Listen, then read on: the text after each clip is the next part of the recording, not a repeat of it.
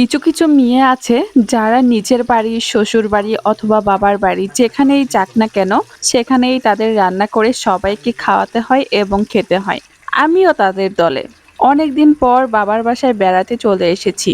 ঘুম থেকে উঠে দেখি বাজার থেকে আব্বু সকাল সকাল কই মাছ নিয়ে এসেছে। নিয়ে এসেই আমাকে কই মাছ ভুনা করতে বলল। আমার হাতের কই মাছ ভুনা খেতে নাকি ভীষণ টেস্টি। আর শুধু কই মাছ ভুনাই নয়, আমার হাতের যে কোনো মাছের রেসিপি সবাই খেতে অনেক পছন্দ করে। মাছ ভুনা করার আগে আমি সবসময় মাছগুলো হালকা ভেজে নিই। এতে করে মাছ ভুনা খেতে ভীষণ মজা হয়। তাই তো কই মাছগুলো ভালোভাবে ধুয়ে পরিষ্কার করে হালকা হলুদ আর লবণ দিয়ে বেশ কিছুক্ষণ মাখিয়ে রেখেছিলাম।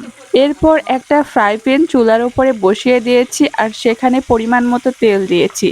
মাছগুলো দেওয়ার পর ৫-৬ মিনিটের মতন মাছগুলো একপাশে ভেজে নেওয়া হলে মাছগুলো আমি উল্টিয়ে দিব। সেম ভাবে অপর পাশে ৫-৬ মিনিট মাছগুলো ভেজে নিব। তবে আমার কাছে কই মাছ ভুনার থেকে কই মাছ দিয়ে বড়ার তরকারিটা অনেক ভালো লাগে। আমাদের এলাকায় কই মাছ দিয়ে বড়া অথবা মাগুর মাছ অথবা শিং মাছ এগুলো দিয়ে বড়ার তরকারিটাই বেশি চলে। তবে বাসার সবাই যেহেতু ভুনা খেতে চেয়েছে তাই ভুনাই করতে হচ্ছে। মাছগুলো উঠিয়ে নেওয়ার পর এই মাছ ভাজার তেলেই দিয়ে দিব পেঁয়াজ কুচি। পেঁয়াজ কুচিগুলো দিয়ে খুব ভালোভাবে ভেজে নিব। পেঁয়াজগুলো ভাজতে ভাজতে যখন দেখব পেঁয়াজগুলোর কালার বাদামি হয়ে এসেছে, ঠিক সে পর্যায়ে এর মধ্যে হাফ কাপ পরিমাণ পানি দিয়ে দিব। মশলা দেওয়ার আগে আমি সবসময় এরকম হাফ কাপ পানি দেই, এরপরে মশলাগুলো দিয়ে দিব। তাহলে মশলাগুলো পুড়ে যাওয়ার কোনো সম্ভাবনা থাকে না। এরপর এর মধ্যে ২টা তেজপাতা দিয়েছি। এরপর এর মধ্যে দিব ১.৫ টেবিল চামচ লবণ, ১.৫ টেবিল চামচ মরিচের গুঁড়ো, ১.৫ টেবিল চামচ হলুদের গুঁড়ো।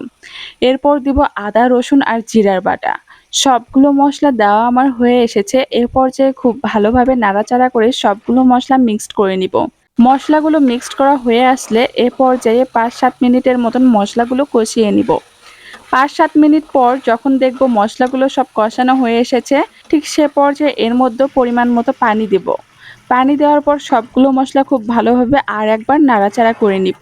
এ পর্যায়ে এর মধ্যে এক এক করে ভেজে রাখা মাছগুলো দিয়ে দিব।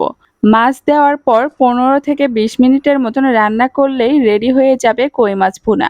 আর এর মধ্যে অবশ্যই ২-৩ বার ঢাকনা উঠিয়ে নাড়াচাড়া করে নিয়েছি। লাস্টের ভিডিও ক্লিপ নিতে আমি একদম ভুলে গিয়েছি, তাই দেখাতে পারলাম না। আপনারা কে কে কই মাছ ভুনা খেতে পছন্দ করেন অবশ্যই জানাবেন। সবাই ভালো থাকবেন, সুস্থ থাকবেন। আবারও দেখা হবে নেক্সট কোনো ভিডিওতে।